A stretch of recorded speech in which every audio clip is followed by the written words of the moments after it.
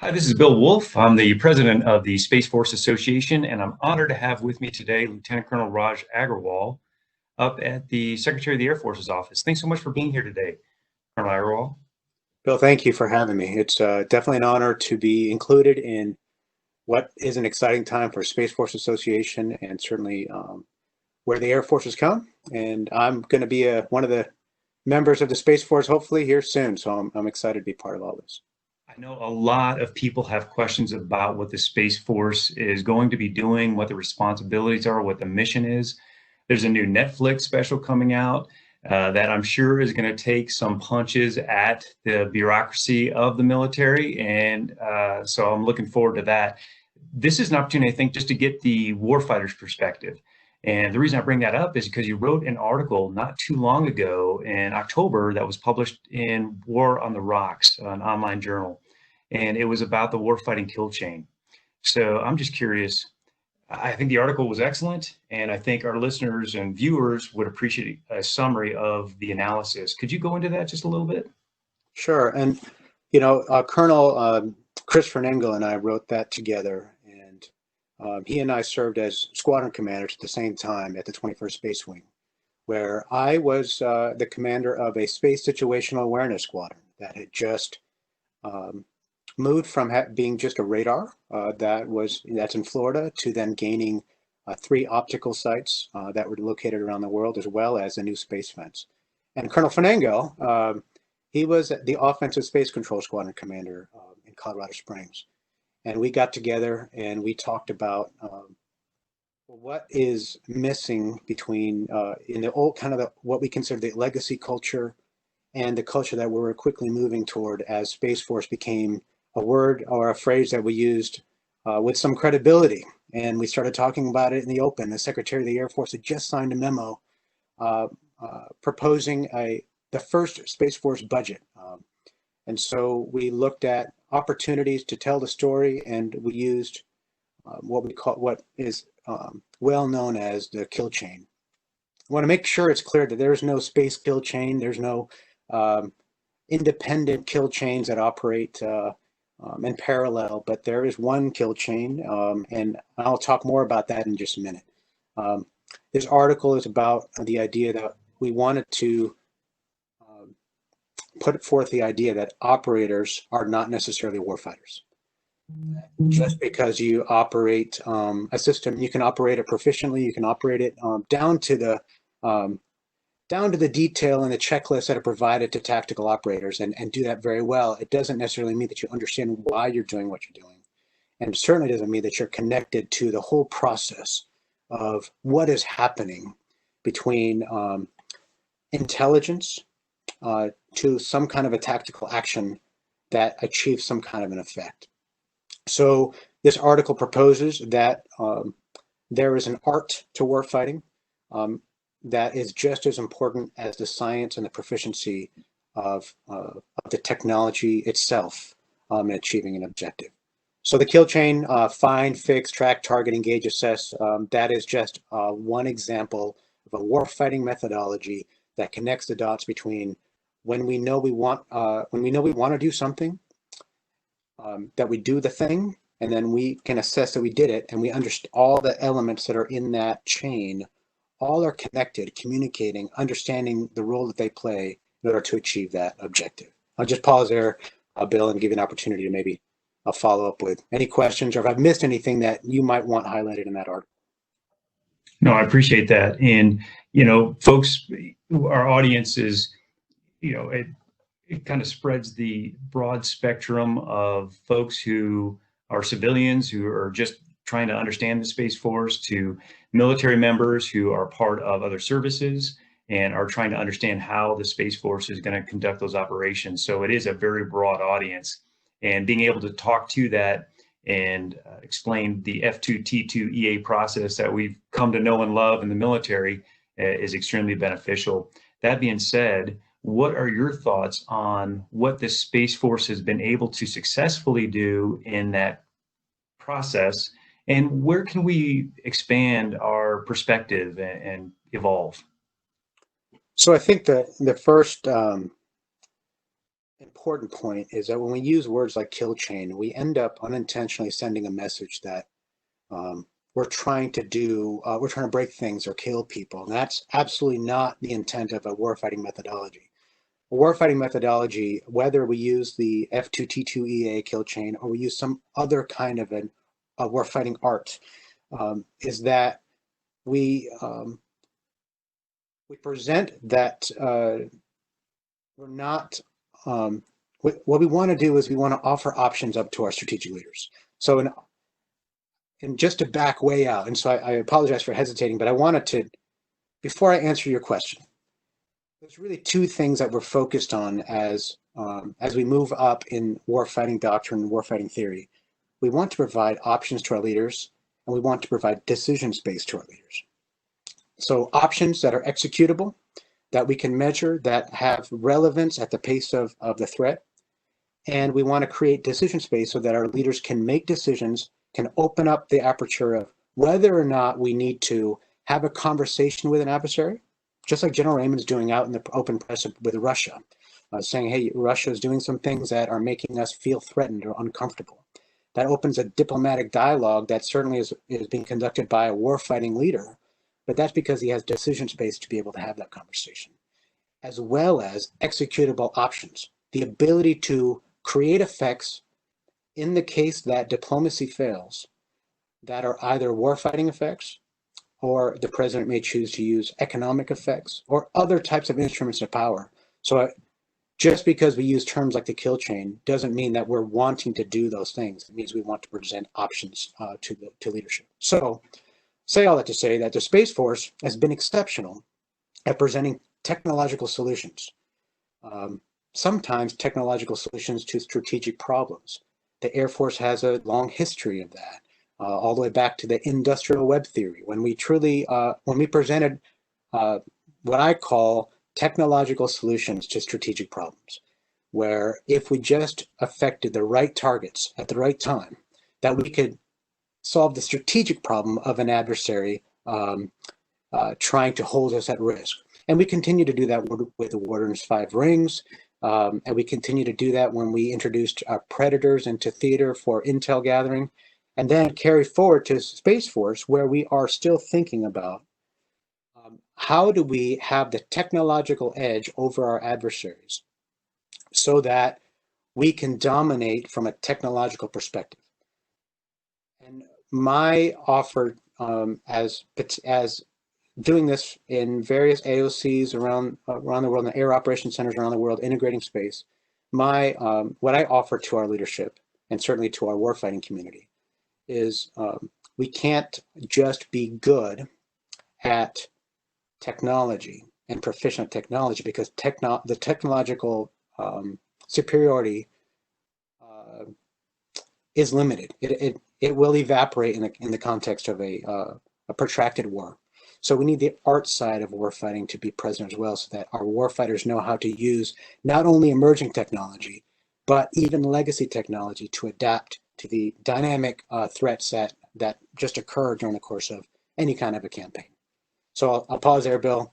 Just make sure that I've answered your question, and please do follow back. And sometimes I get very excited about warfighting and strategy, and we're in such an exciting time. And I do want to say I am so grateful that General Raymond has expressed out loud that he wants to hear this diversity of thought. And that's actually what encouraged us to write this article, to kind of just test that and also prove that General Raymond has expressed a desire for us to get out there and share our thoughts, even if they are not necessarily in line with space leadership's, what they're saying out loud, just to demonstrate that diversity of thought is valued in the space community.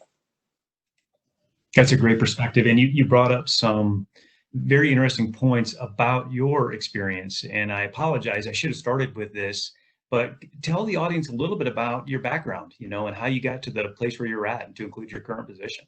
Well, my background's a little non-traditional. I was a high school teacher before I joined the Air Force. I taught school for about a decade, and I joined the Air Force right 2001. 9/11 attacks happened at the end of officer training school for me, and I initially was just going to join the Air Force for 4 years and then go back to teaching, but that attack certainly brought something out of me that made me realize that I wanted to do this for as long as I could. And what was interesting about that time, and just be personal, what was interesting about that time was because of my heritage. I'm an Indian American. America really struggled with how to categorize the threat, and I think at that time some perceived us, those of us who had a kind of background from what was perceived to be that part of the world, they perceived us as a threat. So my initial time as lieutenant was in that environment where not only was I patriotic and wanted to serve my nation, but it was in an environment where America itself wasn't quite sure about my place in that role of defense. But my first assignment was at Cavalier, North Dakota, as a missile warning and space situational awareness operator. I did that for 2 years, and I went and taught that at the schoolhouse at Vandenberg for a couple of years. Then went to the Joint Space Operations Center. Now it's the Combined Space Operations Center, and I was part of that team that moved from just this little hole in a building to be this large, the complex that it is in now. And I was on console when the Chinese launched the anti-satellite in 2007, and was part of that team of determining the impact of that launch and how it did change the nature of the space domain to being threatened in a way that we made it real for us.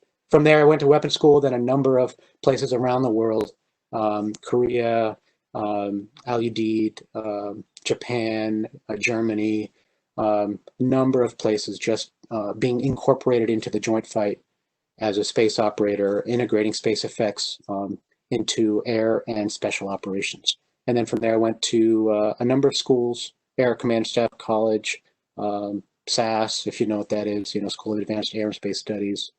Then I went to the NRO, National Reconnaissance Office, a ground station at Buckley, was a cyber squadron director of operations. And then I went on to command at the 20th Space Control Squadron. From there, I went to the National Defense University, and then I ended up here at the Pentagon. So very non-traditional. I have not ever served in Colorado Springs as a space operator, but I have had a rich, very fulfilling experience as a space operator. And what's thrilling about everywhere I've been is there are so many people passionate about this business. The Space Force is not, what we're doing is not new, the service is new, and what we're saying out loud is new, and the recognition that we're important is definitely new and exciting. But everywhere I've gone, especially at the Pentagon, in all the offices I've gotten to work with, everyone is excited and passionate about where we're headed. So it's been thrilling for me. What a tremendous breadth of experience that you've got, and we really do appreciate you sharing your time with us. And it brings up an interesting point about being in those different air operations centers, or air and space operations centers, as they're called. And it's interesting that the space domain has typically been a supported role in support of other domains' ability to accomplish their objectives. Kind of goes back to the kill chain discussion that we're having just a moment ago. How has that changed and how do you see it changing from being a supported role or supporting role to being a support ed role? Talk about that a little bit. Yeah, so you and I went through the same school together, or at least the same school, not the same time, but the Air Force Weapons School. And that school, when we went through, we would actually talk about things like, we don't do space for space's sake. I mean, that was one of the favorite slogans that we heard all the time. We don't do space for space's sake. We do space for others' sake. We do it for the sake of, ground forces or air or maritime forces, special operations. And we became so proficient at understanding how to optimize space effects to achieve tactical objectives and operational objectives through other forces. Well, then all of a sudden, and I say all of a sudden, when China launched in 2007, that was an indication that they knew that that we were vulnerable in the area of space. And they demonstrated they could hold us at risk in space. America still had not gotten to a point where we were willing to recognize that we were so dependent on space, to the point that that all it takes is just some degradation in space for all of us to feel the effects, whether you are in farming or you're in environmental monitoring, or you're in certainly in all the business that we do in the Department of Defense. And it took us some time to recognize that we needed to think about space as a domain into itself, where we had to secure it, provide for the freedom of the world to be able to operate in space, the prosperity of the world that to gain from space. And America was uniquely capable of providing for that security.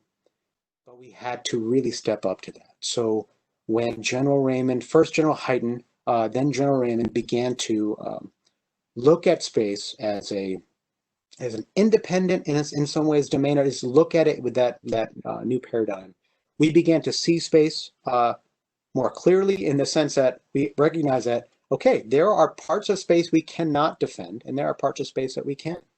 There are parts of space that really are important to national security and our allied security, and there are other parts that perhaps we need to understand, where do we need to accept some risk. And we began to talk like warfighters with the space domain and think like warfighters. But now, just going back to that article, but certainly just the understanding of science and art of war, they begin to present themselves as becoming so important. And so, yeah, now we are talking about space for space's sake, but again, not so that we can protect satellites. That's not the point. The point is so that we can protect our way of life. And our way of life is to be prosperous, to have freedom, to have peace, and to promote those values through the space domain is a unique opportunity. And we're trying to tell that story in a way that says, hey, if we don't have a means to provide executable options in the area of defense and space, then all we are left with is asking for our competitors to stop doing what they're doing. We need to also be able to back that up with a deterrent, credible deterrent, in the case that diplomacy fails. And that's where we find ourselves today, is having those discussions and moving very fast. General Raymond moves very fast and empowers leaders to move fast. And we're just trying to get our entire culture to be willing to move at that pace. And that, like General Burt said, you can't change a culture in a day, but I do believe you can plant the seeds in a day. And I think that's what General Burt's doing. I think that's what Chief Toberman is doing, certainly General Raymond, and a number of leaders that we're seeing step out into the open and say, I'm excited about what we're doing. Here's where we're going. Just go do it. I appreciate that. I'm sure our audience does as well. The straightforwardness by which you explain the criticality of this space mission area. And based on that culture and that discussion, and you brought up General Burt's interview that we accomplished just a couple of weeks ago, do you see an interplay between the capability development required to create the space kill chain, and going back to your point, really the space superiority mission set and those capabilities required to accomplish that, and the development of that warfighting culture in the space domain? I mean, I think that's really what we're talking about, right? I think we must have a technological edge compared to our competitors. That's important because technology enables executable options and decision space. But we also must develop the art of warfighting among our space operators. The art of warfighting is what makes us agile in the context of a conflict. Before the conflict is when we get to develop the technology, and before the conflict is when we get to train our warfighters. We get to educate them and test them and put them in joint combat scenarios. And that, I think, is potentially where we need to make the most progress.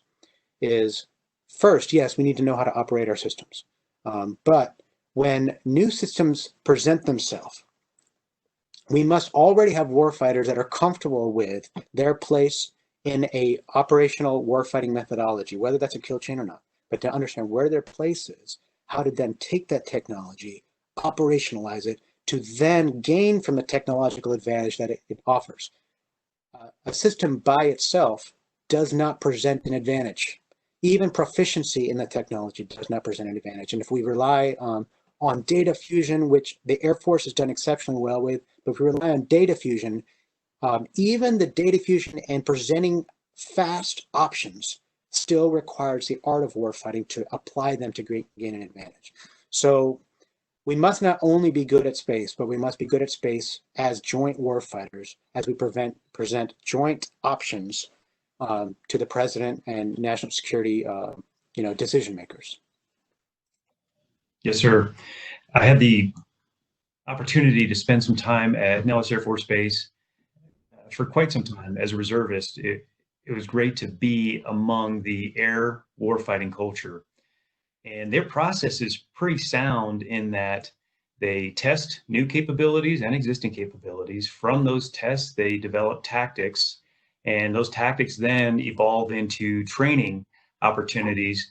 And not only that, but they realize the importance, that air culture realizes the importance of flying those missions out in real time with the actual assets to see where the critical vulnerabilities are, not just in the technology, but in their own internal processes.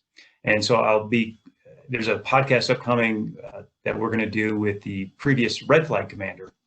And so using that, analogy or that example, how can we in the space community kind of start exercising exactly what you just said? And I don't know how familiar folks are with Space Flag, but is that the right venue, or is there other venues? And then what are the opportunities in those venues to ensure that we develop that culture that you're referencing? So that's it's a good question, and I'll kind of talk through it a bit. So first of all, with Space Flag, we tend to focus on space superiority mission, and we tend to focus on, how do we deal with threats in space. That part is important, and I don't want to negate that, but I do want to kind of carry it forward a little bit into relevance when we talk about joint warfighting. If I don't have the ability to see or hear or assess that I've done something, and I'll talk about that in just a minute. If I can't see, hear, or assess that I've done something, then it is of little to no value to a joint warfighter. So, for example, if I am in a dark room and I have a gun, and I want to shoot my adversary, and this is I'm sorry for such a hostile example, but I have a gun and I'm trying to shoot my adversary. I don't know where my adversary is. Having a bigger gun or more guns might make me more effective, but once I've fired it and I don't know if I've actually hit my target, is the gun of any value at all?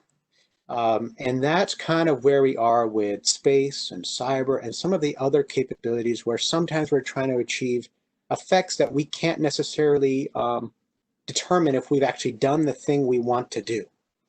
And then if we do determine that we've done it, like for example, if I wanted to stop using some space capability, I wanted to stop a message from going somewhere. Let's say that was possible. I want to stop a message from going somewhere. Well, I might do my thing with my space, widget or cyber widget, but how do I know for sure that the message didn't go? And sometimes I don't know for hours or even days, or I might not ever know at all. So because of that, it tends to make space or cyber capabilities irrelevant. So I would say, and I'd offer to you, is that intelligence is what makes space capabilities relevant. And so as we look at joint warfighting or Space Flag, the ability for us to have intel assets and intel assessment to be able to be responsive enough that we know we did what we wanted to do in time to make follow-on decisions. That's where I think red flag, Space Flag, joint exercises really can test what space brings to the fight. Is if we really do have enough intel infrastructure and intel expertise to be able to make space relevant enough that we can be effective in a joint force package or a joint fight. And that's kind of my concern as a warfighter. Yeah, that makes sense. The threat, obviously, everything starts with the threat. as long as you know what the threat is, you can start to mitigate that threat. And to your point earlier, allow the commander to have choices. It's a very exciting time, obviously, for folks building the Space Force and building that up. And you're one of those fortunate individuals to help that creation. What are you most excited about being involved in that process? So where I am right now, I am a very low-ranking action officer in an office called the Assistant Secretary of the Air Force for Space Acquisition and Integration. So I work for an incredible SES, Mr. Sean Barnes. He is acting as the Assistant Secretary. He's officially the Deputy Assistant Secretary. But he has given us so much freedom of maneuver. He gives kind of an intent. He's very good about being in supporting relationship to General Raymond and to General Goldfein and to the Secretary of the Air Force. He gives us an intent and he tells us to go. So last year when I came to the Pentagon, again, it's important that folks know that at the Pentagon, Lieutenant Colonel 05 is not a high-ranking officer. We're the ones that typically get the coffee and we sit at our desks and we wait to be told what to do. And when I arrived, Mr. Barnes gave me a very heavy responsibility almost right away, and that was to respond to the White House tasking to provide a proposal for the first Space Force budget. There had never been a budget cut out of the Air Force's budget for the Space Force, and the White House had essentially made that a task. So I was put in charge of a little team. I'd gotten a couple of really motivated contractor teammates. And these two gentlemen, Derek Kreiner and James Finkster, Finkston, I'm sorry. Sorry, but it's been so long now. Feels like so much has happened. These two gentlemen just said, "Hey, we'll do whatever you want to do, Raj. Let's just go for it." And we put a team of about 100 folks together across the Department of Defense. We had such great support. Navy and Army came to the table. I learned very quickly how contentious a dollar can be when it's split apart. And when you start to talk about a new service and how limited resources in the Department of Defense become even more limited when you add another service to it. But within a couple of months, we put together a budget proposal that the Secretary of the Air Force signed that had for the first time by her signature a memo that said United States Space Force on it. And that signaled across the Department of the Air Force that this was happening.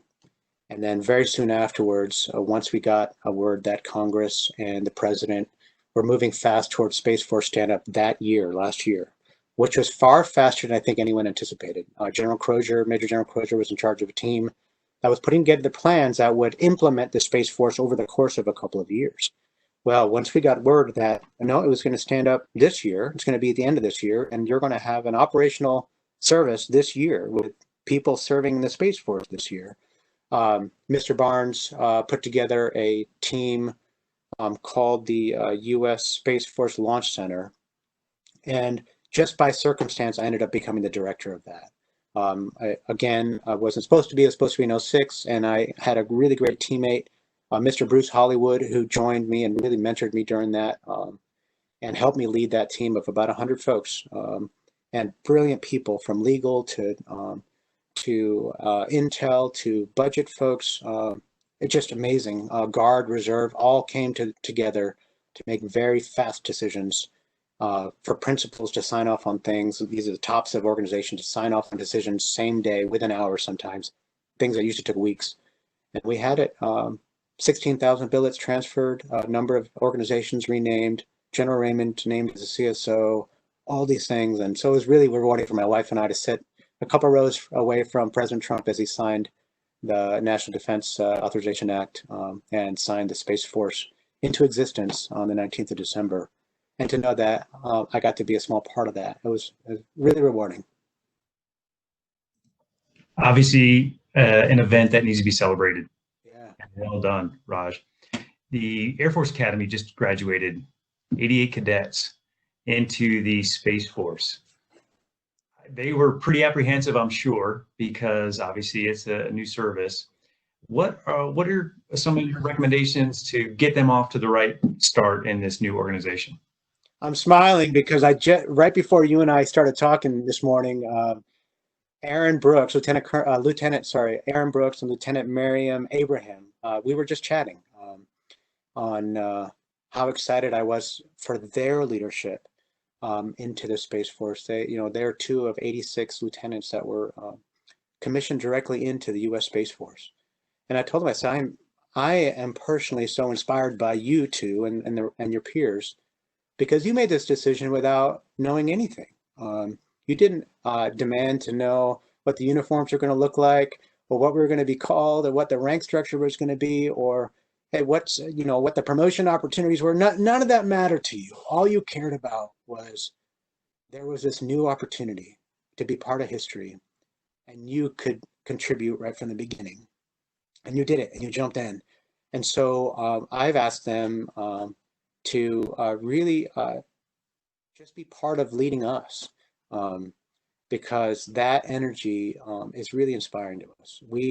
I think all of us are a little jealous of them too, right? Because we've done this our whole lives, and for the most part, space operators have operated, as you said, in support of other objectives and other specialties and other capabilities. And we've done that absolutely being honored to be part of the joint fight and to be valued in that way. But now to see a service dedicated purely to providing for the peace and prosperity of the space domain, and to project joint combat, or at least present forces to Space Command to provide for joint combat power to, through, and from space. It is just such an exciting time, and they get to do it right from day one. So when we started talking, that's where my mind was. I just got done talking to Aaron Brooks, and we were talking about Lieutenant Aaron Brooks. We were just talking about how the culture that he doesn't have the baggage of the culture that a lot of us do, which is being so focused on doing it right.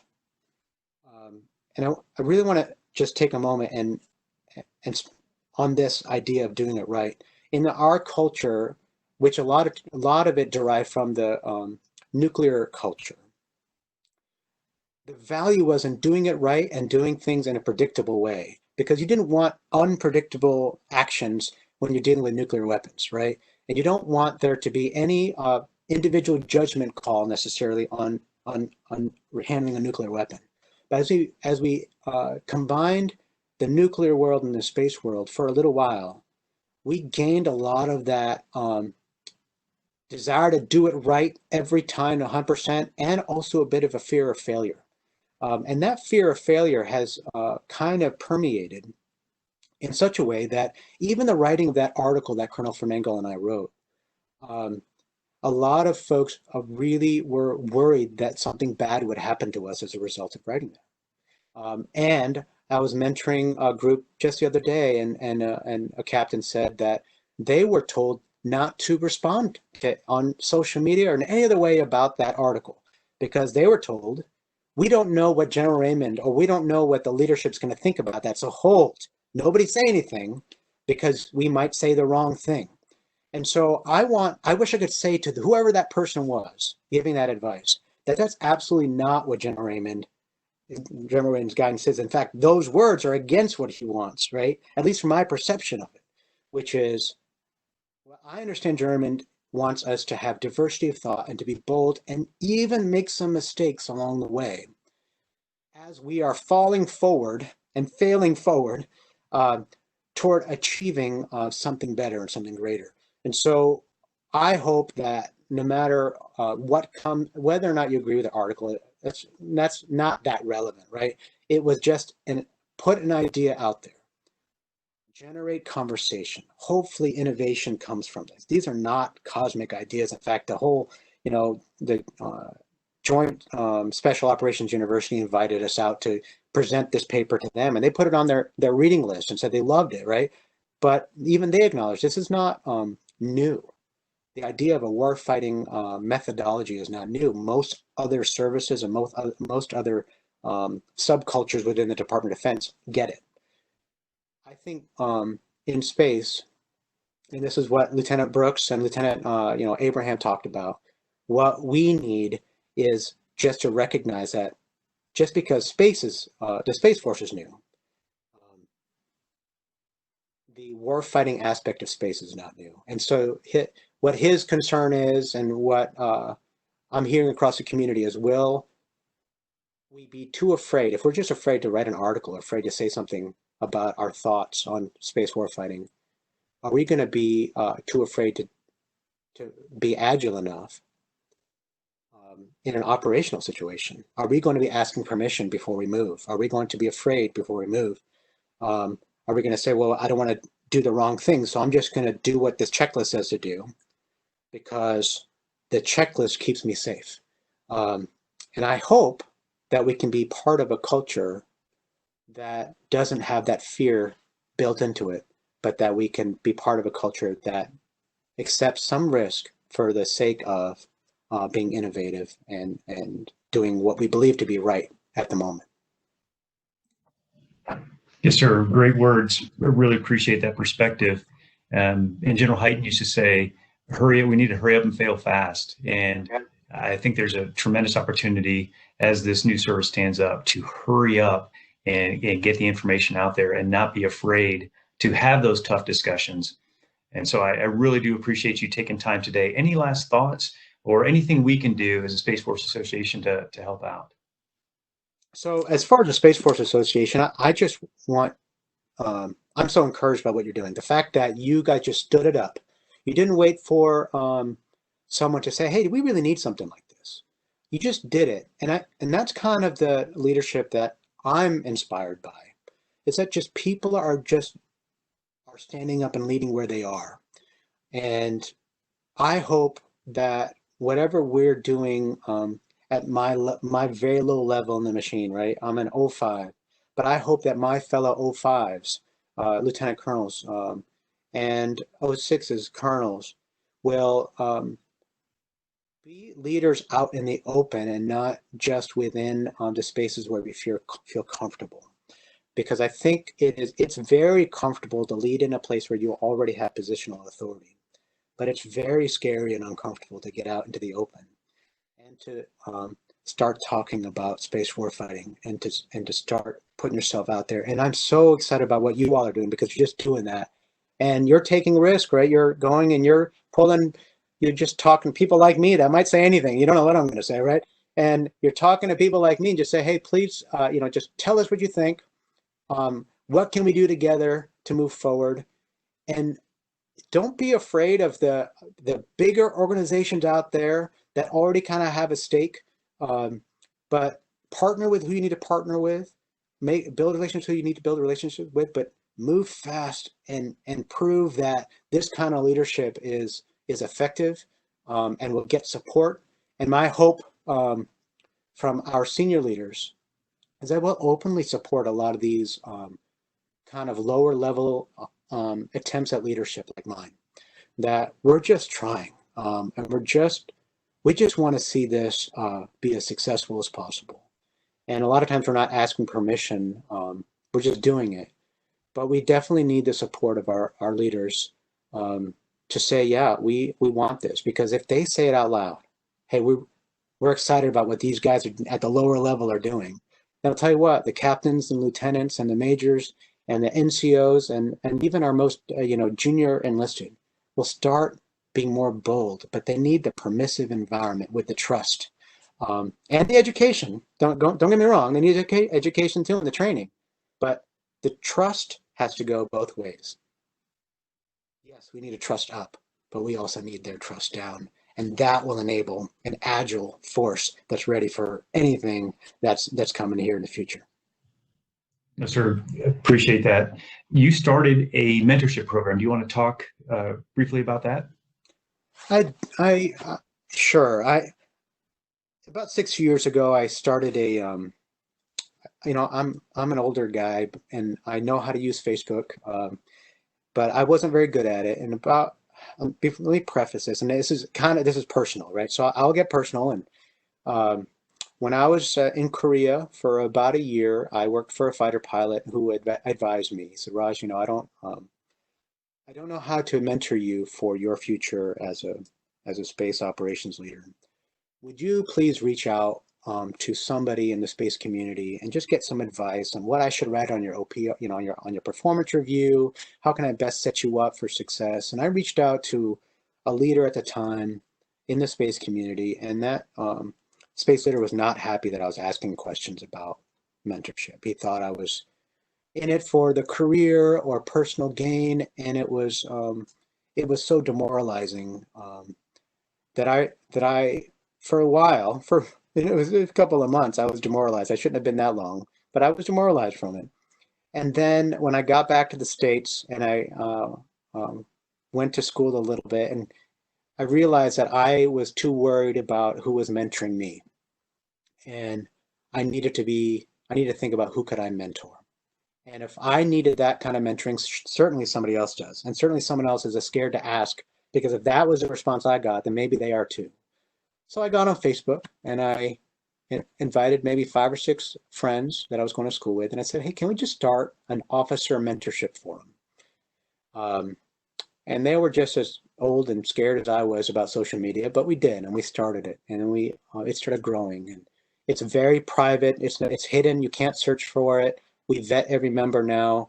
We did then, but we do now too.